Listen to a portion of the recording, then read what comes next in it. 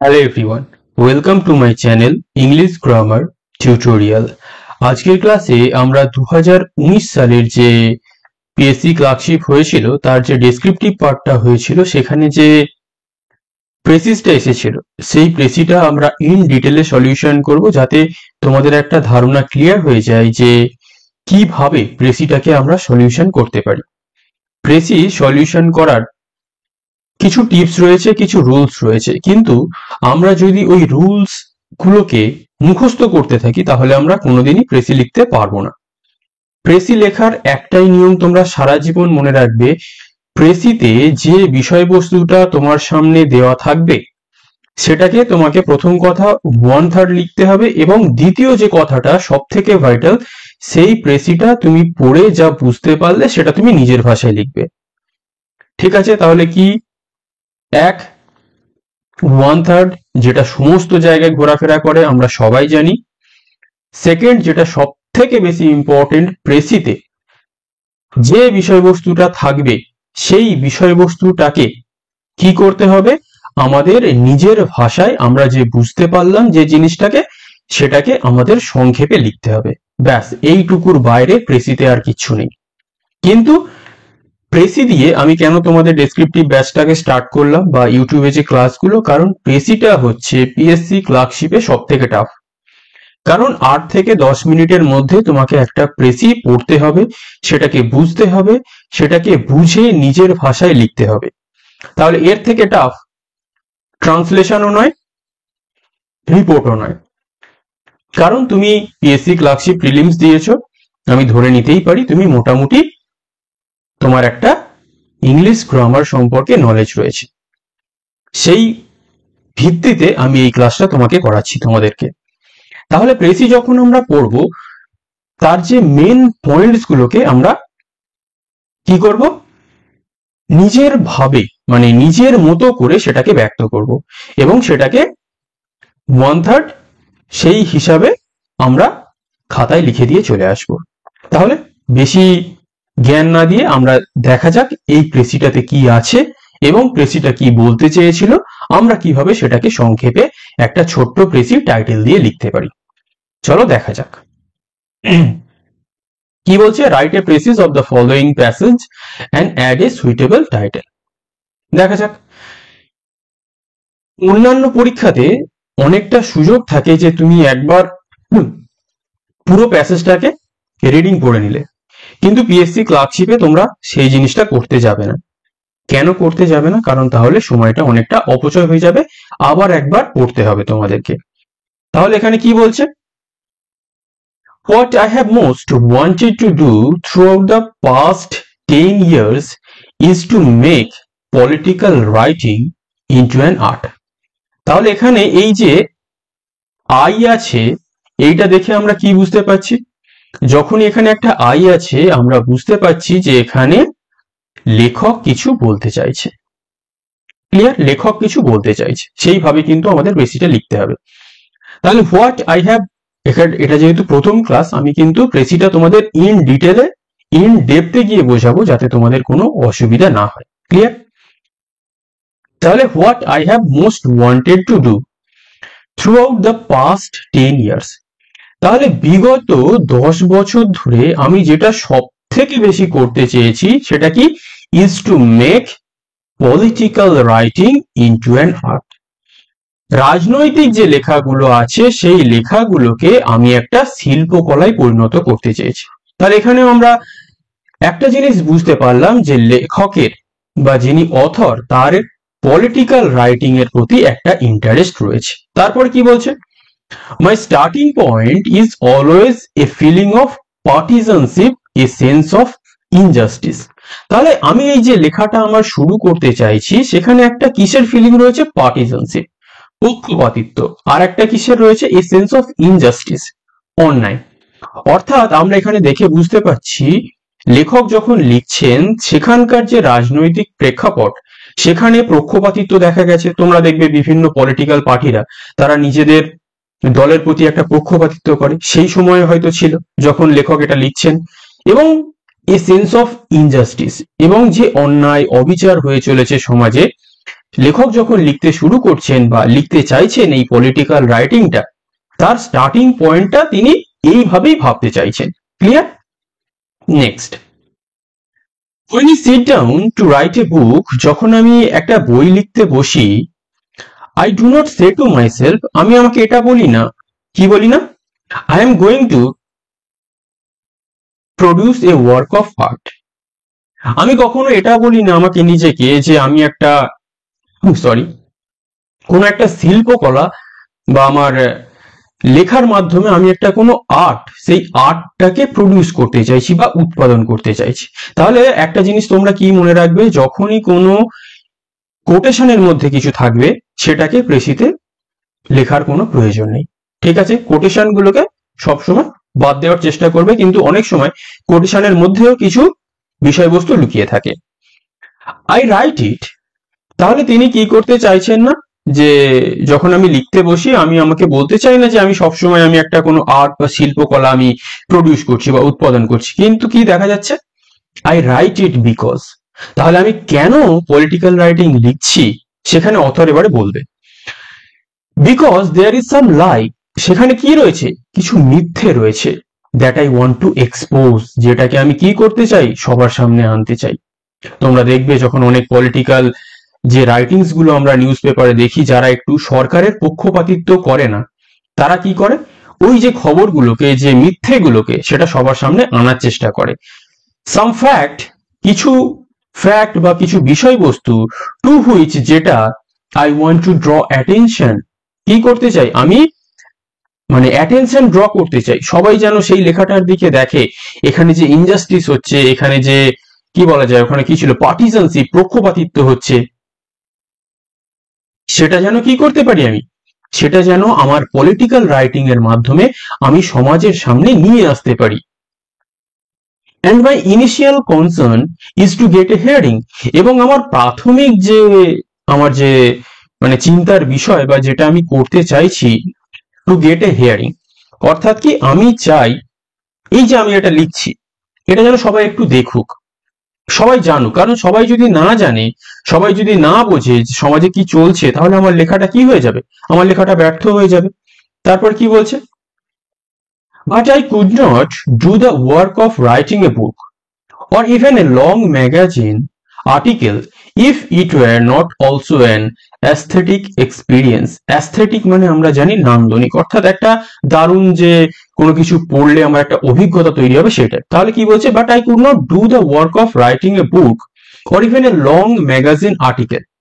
আমি কোনো বড় বই লিখতে পারি না, বা I could not do the work, আমি করতে পারি না, বা আমি বড় বই লিখতে পারি না, বা আমি কোন একটা ম্যাগাজিন কিভাবে লিখতে হয় সেটা আমি হয়তো খুব একটা পারি না, if it were not also an aesthetic experience, যদি না সেই লেখার মধ্যে কোনো নান্দনিক একটা অভিজ্ঞতা আমার তৈরি হয়। অর্থাৎ যখনই আমি কোনো কিছু একটা লিখতে বসছি, সেই লেখাটা যদি আমার মনের মতো না হয়, আমরা যদি একটু সহজে বুঝতে চাই, তাহলে সেই জিনিসটা আমার লিখতে বা করতে ভালো লাগে না। anyone who cares to examine my work Anyone who cares to examine my work will see that even when it is downright propaganda, it contains much that a full-time politician would consider irrelevant. তাহলে যারা আমার লেখা নিয়ে একটু গবেষণা করতে ভালোবাসে, তারা এটা দেখতে পাবে যে এটা একটা সরাসরি, মানে কি, সরাসরি একটা আমরা কোনো কর্মসূচি বলতে পারি, যার মধ্যে কোনো ভেজাল নেই। এখানে ইট কন্টেন্স মাচ, এখানে অনেক কিছুই রয়েছে, যেটা একটা ওই আমরা বললাম সমাজের যদি আমরা কিছু কালো দিক তুলে ধরি, তাহলে সব থেকে বেশি কাদের গাত্র দেওয়া হয়, পলিটিশিয়ানদের।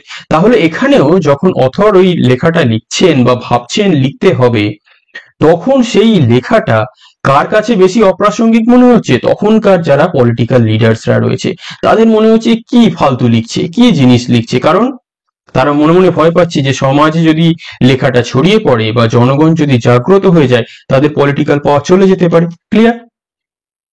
তারপরে কি বলছে, I am not able and do not want completely to abandon the world view that I acquired in childhood. তাহলে I am not able and do not want completely to abandon the world view, আমি মানে পৃথিবীর যে view, মানে পৃথিবীটা আমার চোখে যেমন রয়েছে সেটাকে আমি একদম ছেড়ে যেতে চাই না, এবং ছেড়ে যেতে আমি সমর্থও হই না। এবং কি বলছি, that I acquired in childhood, এবং আমি আমার শৈশবে যে জিনিসগুলো আমার পৃথিবী সম্পর্কে দেখেছিলাম সেগুলোকে আমি খুব একটা ছেড়ে যেতে চাই না। তাহলে এটা একটা খুব একটা অপ্রাসঙ্গিক একটা লেখা রয়েছে, যেটা যেটা আমাদের প্রেসিতে খুব একটা কাজে লাগবে না। So long as I remain alive, যতদিন আমি বেঁচে থাকবো and well ভালো থাকবো, I shall continue to feel strongly about prose style, to love the surface of the earth and to take a pleasure in solid objects and scraps of useless information। তাহলে যতদিন আমি বেঁচে থাকবো, এই যে pros style মানে গদ্যের স্টাইলেই উনি লিখে যাবেন, অর্থাৎ ওনার যে পলিটিক্যাল রাইটিংস গুলো উনি লিখতে চাইছেন সেগুলোকে তিনি কবিতার ছলে লিখতে চাইছেন না, তিনি একটা গদ্যের ছলে লিখতে চাইছেন, এবং সেটাকে তিনি খুব স্ট্রংলি কন্টিনিউ করতে চাইছেন। To love the surface of the earth, এবং পৃথিবীতে তিনি যেই যে আছেন, পৃথিবীর যে ভূমি সেটাকে তিনি ভালোবাসেন, এবং যে কোনো সলিড অবজেক্ট যেগুলো আছেন সেগুলো থেকে তিনি আনন্দ নেন, এবং যেগুলো ফালতু ইনফরমেশন, যেগুলো মনে হয় কোনো কাজের নয়, সেগুলোকে তিনি ফেলে দিতে চান, সেটা তার কাছে কোনো মূল্য নেই। It is no use trying to suppress that side of myself। তাহলে সাপ্রেস মানে কি, দমিয়ে রাখা।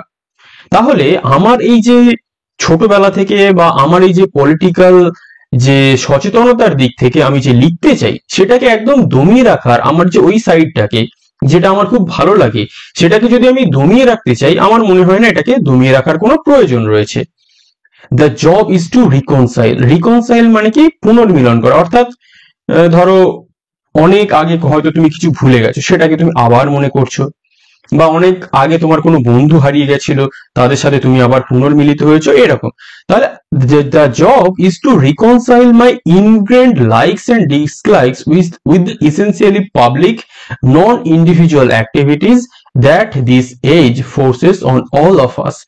তাহলে আমার যে পছন্দ অপছন্দ, যেটা আমার একদম বদ্ধমূল ধারণা হয়ে আছে, যেটা আগে আমার ছিল, সেটাকে আমি আবার জাগ্রত করতে চাই, যেটা জনমানসে প্রভাব ফেলবে, যেটা যে জিনিসগুলো আমাদের কি ফোর্সেস অন অল অফ আস, যে জিনিসগুলো আমাদের বা যে অ্যাক্টিভিটি গুলো আমাদের উপরে জোর করে চাপিয়ে দেওয়া হয়, এই সব জিনিসগুলো আমার খুব একটা পছন্দ হয় না। কিন্তু আমি ইন্ডিপেন্ডেন্টলি যেটা আমার মনে হচ্ছে যে আমার ভালো লাগে, সেই সব জিনিসগুলো নিয়ে আমি লেখার কাজকর্ম করে যেতে চাই।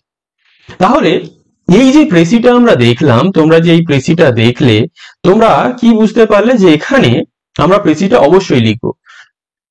প্রেসিটা থেকে আমরা প্রথমে যেটা বুঝতে পারলাম যে অথরের কি রয়েছে, লেখকের লেখার প্রতি একটা ভালো লাগা রয়েছে, পলিটিক্যাল রাইটিং এর প্রতি, রাজনৈতিক লেখা, নর্মাল লেখা কিন্তু নয়। তিনি সমাজের ওই যে দিকগুলোকে তিনি উপস্থাপন করতে চাইছে।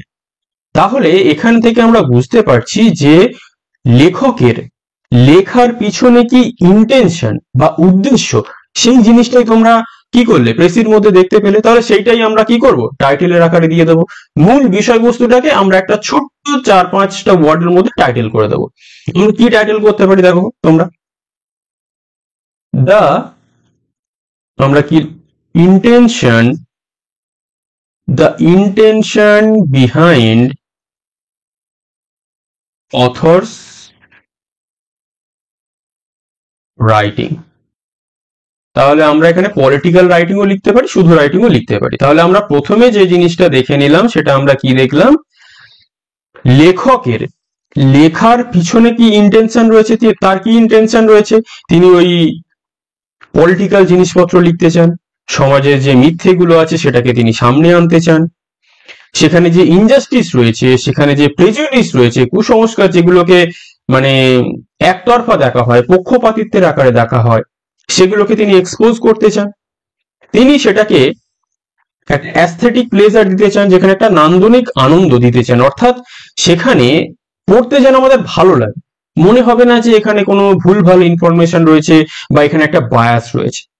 ক্লিয়ার? তাহলে আমরা এখানে কি লিখতে পারি, আমরা এখানে লিখতে পারি দ্য অথর, আচ্ছা এখান থেকে শুরু করি, the author here the author here narrates his views. The author here narrates his views about political. The author here narrates his views about political writings. তাহলে প্রথম লাইনেই আমরা মূল বিষয়বস্তুটাকে ধরে ফেলেছি। অথর এখানে কি বর্ণনা করছেন, তার যে পলিটিক্যাল রাইটিং যে রয়েছে তার সম্পর্কে তার যে মতামত তিনি সেইটা পেশ করতে চাইছেন, এবং পলিটিক্যাল রাইটিং এর মাধ্যমে তিনি কি কি পেশ করতে চাইছেন আমাদের সামনে সেটাকে আমরা কয়েকটা লাইনের মাধ্যমে লিখে দেব। তাহলে আমরা কি বুঝতে পারি, হি বিলিভস দ্যাট, আমরা বলতে পারি হি বিলিভস দ্যাট কি বিশ্বাস করেন যে writing must be impartial and free from prejudice. তাহলে তিনি পরের লাইনে কি বলছেন, আমরা কি লিখতে পারি, তিনি বিশ্বাস করেন that writing must be impartial and free from prejudice. ইনজাস্টিসটাকে আমরা একটু ঘুরিয়ে প্রেজুডিস করে দিলাম। অর্থাৎ তিনি কি বলতে চাইছেন, তিনি যে এই রাইটিং গুলো লিখবেন সেটা পক্ষপাতিত্বহীন হবে এবং যে কোনো কুসংস্কার, অন্যায়, অবিচার থেকে ফ্রি থাকবে। অর্থাৎ আমি কারোর পক্ষ নিয়ে লিখবো না, আমি এই রাজনৈতিক দলের পক্ষ হয়ে গেলাম, আমি এই সরকারের পক্ষ হয়ে গেলাম, এটা না। আমার যেটা মনে হবে যে এই জিনিসটা সঠিক, আমি সেই জিনিসটা রাইটিং এর মাধ্যমে সবার সামনে নিয়ে আসবো। তাহলে এখানে আমরা ফুল স্টপ করে দিতে পারি। ক্লিয়ার? এখানে আমরা চলো ফুল স্টপ করে দিই। পরেরটা আমরা কি লিখতে পারি, তিনি আবার কি বলছেন যে ইট মাস্ট বি, এটা কেমন হতে হবে, ইট মাস্ট বি ক্রিয়েটিভ, কিভাবে, with full of aesthetic experience